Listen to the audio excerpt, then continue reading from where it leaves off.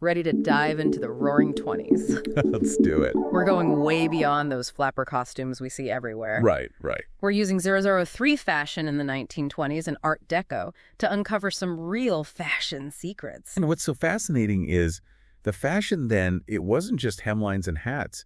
It really reflected some seismic changes happening in society. I mean, think about it.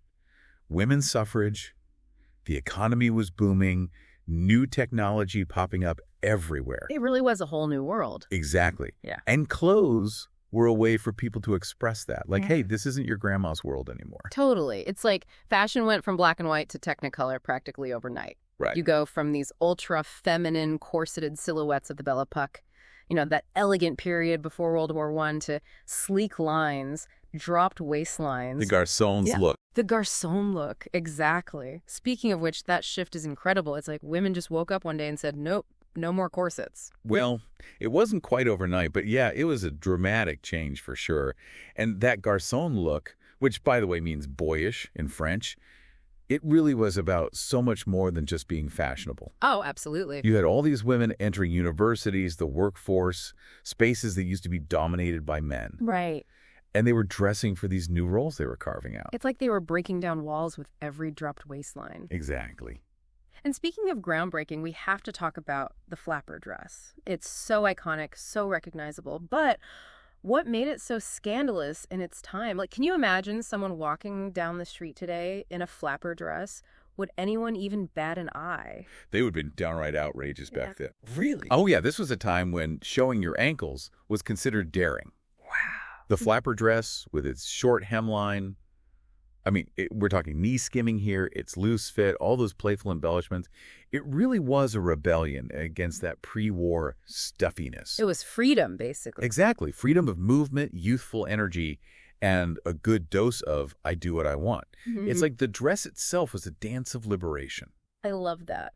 But it wasn't just about the dress, right? The accessories were just as important. Absolutely. You've got those cloche hats, the long strands of pearls.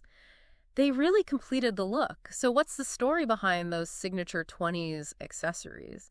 It's like those accessories were little rebellions all on their own. Totally. Take the cloche hat, for example. Yeah. It's such a simple design, right? But so different from those wide-brimmed, really ornate hats from before the war. Exactly. The cloche was all about clean lines, modern simplicity. And that fit perfectly with the 20s aesthetic. Even the hairstyles were making a statement. Oh, for sure. Think Louise Brooks. Her iconic bob. That bob. Oh my gosh, it's still so chic. Did she start a whole hair revolution with that cut? Pretty much, yeah. Brooks, Josephine Baker, Clara Bow, they were the style icons back then. And it's not even that they were just fashionable. They embodied this whole energy of the Roaring 20s. Bold, independent, a little mischievous even. You know what's crazy? Short hair for women, almost unheard of before the 1920s. Right, it was a huge deal. It's amazing how they used fashion to completely redefine what it meant to be feminine.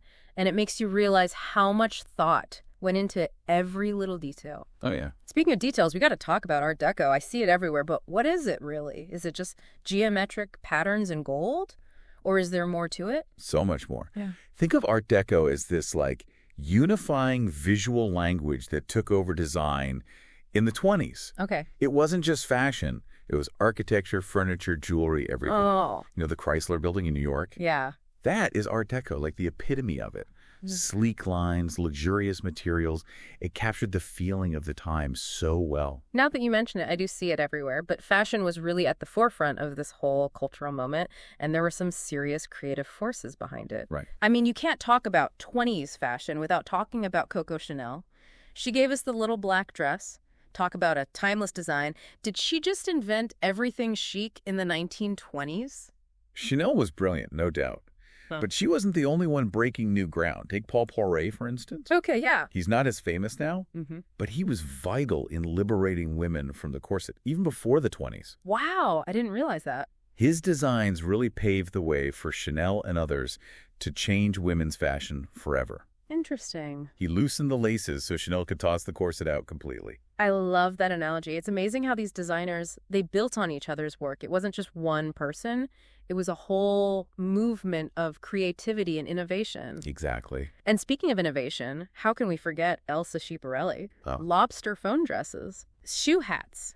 Now that's thinking outside the box. What was her inspiration? Schiaparelli, she was one of a kind.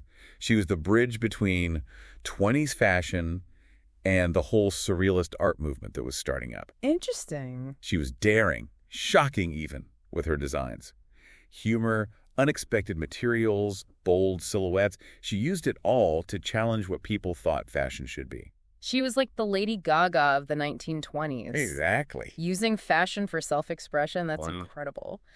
But we've been focusing a lot on women's fashion. What about the men? Were they stuck with the same old suits while women were rewriting all the rules? Not exactly. Men's fashion also went through some changes. Yeah. Not quite as dramatic, maybe. Right. Suits, they became a lot less structured, more comfortable. Oh, okay. Big Oxford bags, those wide-legged trousers, those were huge. Okay, yeah. Even men were embracing this idea of a more relaxed silhouette. So even men's fashion reflected the shift toward a more relaxed, expressive era. It's amazing how much we still see the influence of the 1920s today. It never really went out of style. It makes you wonder what people will think about our fashion choices 100 years from now. Like, will they look back at our skinny jeans and be like, what were they thinking? Uh-huh, right. Now that is a question for the history books. But you're right, fashion always changes. It's like a mirror reflecting the times. It really is. And the 20s were such a pivotal time, the start of a more modern world, And fashion captured that shift so well. The energy, the liberation, that sense of anything goes. It makes sense that we're still drawn to it. Absolutely. But the Roaring Twenties weren't all, champagne and jazz, were they? I mean, the decade ended with the Great Depression. That must have had a huge impact on fashion, too. You're right. The high couldn't last forever. The Great Depression brought a new kind of look. Austerity, practicality. Makes sense. Hemlines dropped, silhouettes got simpler, people had to be more resourceful. Right. Make do and mend. Exactly. It's a good reminder that fashion reflects all sides of history. The good and the bad. It's fascinating how much fashion can tell us about a particular time. So as we wrap up this deep dive into the Roaring Twenties, what's the one thing you hope listeners will take away? What can we learn from the style rebels of the Jazz Age? I think what really stands out is that message of embracing change, expressing your individuality. That still resonates today. It does. The 20s really showed us that fashion can be powerful. It can challenge the rules, push boundaries, let you tell your own story. It's not just about following trends. It's about using clothes to show who you are, what you believe in. Exactly. This has been an incredible look at the Roaring Twenties. Thanks so much for joining us. It was my pleasure. And to our listeners, we leave you with this. What will your Roaring Twenties look like? How will you express your own unique style? Thanks for listening.